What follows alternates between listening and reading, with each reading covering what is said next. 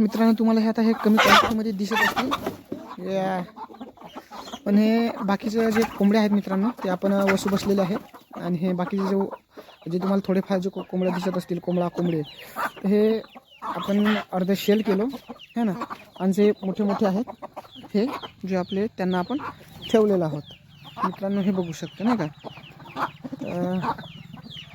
मित्रांनो. तर हे बघू, हे लगभग माझ्याकडे लगभग 7-8च कोंबडे आहेत. आणि कोंबड्या मतलब हे तुम्हाला जे बघू शकता हे इतकंच आहेत मित्रांनो. बघू शकता कोंबड्या हे तिकडे गेले आणखी नाही का. आणि बाकीच्या जे माझ्या जे कोंबड्या आहेत ते छोट्या चुजाईवाल्या ते झाकून आहेत. आणि जे खुडूक बसलेल्या कोंबड्या आहेत मित्रांनो ते वेगळे आहेत.